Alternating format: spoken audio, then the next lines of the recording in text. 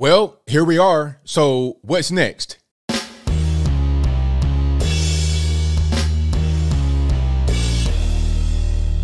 How's everybody doing? My name is Anthony Brian Logan, and today we got to talk about the full-scale invasion of Ukraine by the Russian Federation. Now, there's a lot I'm going to get through in this video. We're going to talk about what this means for us over here in the US of A, if anything at all, what it means for the world, what it means for countries like China and Taiwan and that whole situation. What does it mean for Europe? We're going to talk about all that stuff. But first, I want to say that I was wrong about this. I was totally wrong. I thought that Russia will only take the far eastern part of Ukraine, what they call the Donbass region, which is right next to Russia, right on the border of Russia. I had no idea that they would take or at least attack the entirety of Ukraine. I had no idea, but here we are. And as a matter of fact, we got a few maps. I'm gonna show you guys. You know, I like to use maps to kind of illustrate my point. And I think this is very important because a lot of people in the world, a lot of Americans especially, have no idea where Ukraine even is. All right, they have no idea where it is, why it's important, or what's going on. So we're going to get through it. Now, let's look at where the attacks have happened in Ukraine, okay? So pretty much everywhere. I thought they would only be over here. You see this area, Luhansk? That's right there on the Russian border, okay? That's where I thought they would be. Like over there, you know, Donetsk, Luhansk, that's the Donbass region. Okay, that area is pretty much held by what they say are Russian-backed separatists, people that don't really want to be part of Ukraine and they want to go be more part of Russia. They speak Russian. They pretty much are Russian. Okay, that was from a process that happened a long time ago, and that's a different story. And I digress. The whole point is that they don't really want to be part of Ukraine. They're more Russian. So I thought they will only be over here, meaning the Russian forces, but they've gone all throughout the entire country from a few different angles. I think they were in Moldova, right here to the south and west of the country. They were also in Belarus, which is right here at the top. Belarus is basically Russia, just not necessarily part of the Russian Federation officially. And I think, oh, of course, you know, Crimea, because Russia already took Crimea back in 2014, which was part of Ukraine. And fun fact, if you're from Crimea, you have dual passports. I think you're a dual citizen of Russia and Ukraine. But anyway, they attacked Ukraine from, I think, 4 different points and all over. They went to Kiev, however you want to pronounce it, Lviv, which is right next to Poland. You see there right over there, Lublin, that's Poland. This is right at the Polish border, so that's pretty important. I think U.S. troops are right over the line in Poland. I'll talk about why they're right there in a little bit. But they hit the entirety of the country. Now, what does this mean for Ukraine? I think Ukraine is pretty much toast, unfortunately. And I don't mean that as far as like casualties and loss of life. I've not heard a lot about that as of yet. I don't believe it'll be a very bloody war because Putin said, yo, just, you know, don't fight back. Because if you do, it's going to be a problem. And I think that Ukraine understands that they can't really fight back against Russia. They don't have the military force. They don't have the resources that Russia does. And there won't be anybody to help Ukraine, unfortunately, because who's going to die behind Ukraine? Because understand this, if you go and try to help Ukraine fight Russia, you're going to be fighting Russia. All you can do is arm Ukraine and fight it that way. Kind of like a sort of a proxy war, but not really. It's kind of like what Russia was doing with the separatists over in the Donbass region fighting a Ukrainian army. Now that Russia is there, the Ukrainian army is not going to fight Russia because now you're engaging in the full-on war with Russia. You're not going to win that war, okay? It's much different than just some random rebels over in the Far East fighting Ukraine versus the entirety of the Russian Federation and their resources and might and allies fighting against you. You can't win that war. Europe has no dog in the fight as far as the NATO countries. We'll talk about them in a minute as well. They have no dog in the fight. They don't really want to fight Russia because they're relying upon them for their energy. And so are we to a certain extent. We get a lot of energy from Russia, as does Europe. Europe more so. I think 35% of Europe's natural gas comes from the Russian Federation. So if they want to call themselves trying to fight Russia, the bloodshed, the loss of resources, the economy hit, it'd just do more harm than good. And Russia would still take Ukraine. So nobody's going to help Ukraine. It'd be best for them to just not fight back. Unfortunately, if you're living in Ukraine or you're a Ukrainian person and you want to maintain your sovereignty, I understand that fact.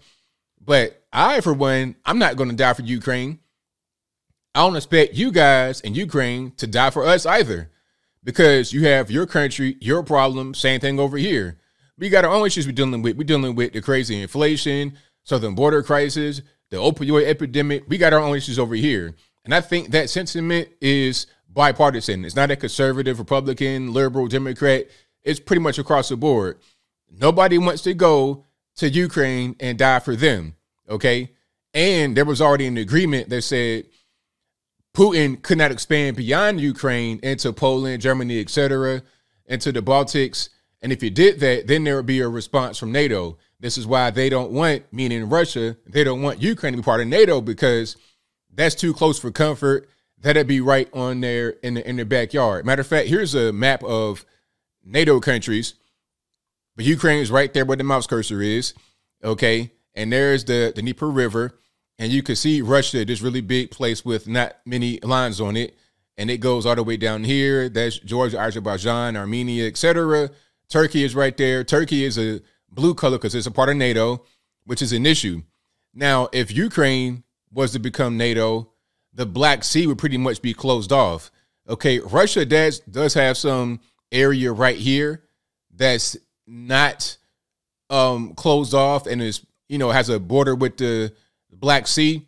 But I think that's a really hilly and mountainous area.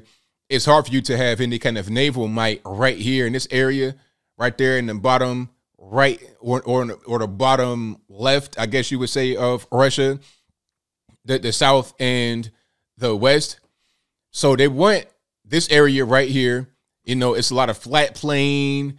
It's great for military advantages. It's great to have a buffer right there of Ukraine, and right above Ukraine is Belarus, which is already pretty much part of Russia, just not necessarily officially part of the Federation. They're their own sovereign country still. Moldova is right there, which is pretty much Ukraine as well. Transnistria is right there. All of that, really, Russia wants that so they can have control of the Black Sea this way. These states right here are kind of Russian aligned, although they are officially not, but they are kind of. So they're going to have the Black Sea this way. And now as far as Turkey, that's going to be interesting. I'm not sure if they're not going to really be able to invade Turkey, obviously, but they probably don't want them to be part of NATO. But if they can have this part right here in the Black Sea, they're good to go. They could still go through the Bosphorus and go to the Mediterranean. And also, while I'm right here on this map, you see this little piece right there, right above Poland. You see this little kind of forest green country, kind of neon green country? That's Poland, okay? And Germany right next to it. Well, this is funny. This is East and West Germany, but that's a different story. Anyway, so Poland's right here. This little space that's gray, that's also Russia. That's a Russian exclave called Kaliningrad Oblast. Now, what Putin wants to do probably is to take parts of this right here, which is Lithuania, take parts of that, maybe part of Poland, and connect it to Belarus, which is right there. That might be his next goal. But for right now, he wants to have Ukraine for natural resources, buffer zone, military advantage, NATO buffer, a lot of different reasons. That's why he wants to have it, right? So I think this is the reason why he is invading. And this could have really been avoided, but unfortunately, there were a few missteps that have happened over the past few years. Well, over the past year, really, in the Biden administration. First was the Afghanistan withdrawal, a complete disaster. What it showed to the whole world is that we're not prepared for these kinds of military things. We're just not really ready for it. We're not ready to try and defend anyone. We're just not prepared for that. We do things sloppy, and we're concerned about critical race theory and having transgender military troops. We're not prepared for real world things like land for advantage militarily and natural resources and being able to bolster your your federation, your union, your country, your republic, whatever you got going on. We're not prepared for that kind of situation. We're not prepared to defend allies of ours, okay, whether they be in NATO or not. We're not really ready for that. We'll say, hey, you know, prayers for the Ukrainians, thoughts and prayers, but we're not going to help them. Same thing with Hong Kong. We saw that. I mean, what are we going to do with Hong Kong? You're going to fight China over Hong Kong? I think not. And China sees all this. They see what we did not do or try to do in Afghanistan. We saw what the reaction was to Ukraine. Nobody came to help. No European allies, no North American allies. Nobody came to help. No Australia, no former British crown came to help. Nobody.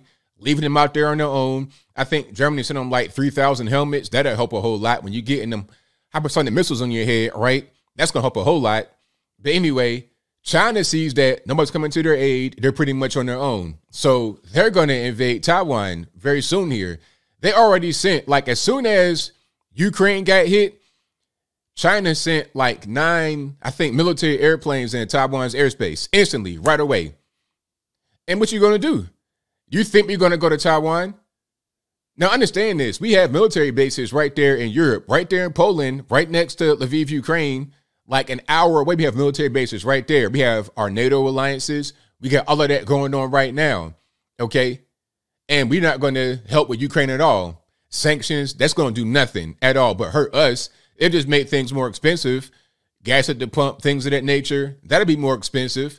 It'll make the stock market crash, killing your 401k, your portfolio, but it's not going to actually, you know, do anything to deter Russia from taking Ukraine, right?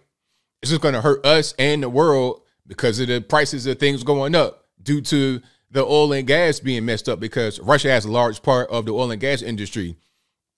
Things would not be as bad here if we had Keystone XL, Joe Biden, and things of that nature. You want to rely upon foreign energy rather than producing it here for what? Because of Greta Thunberg?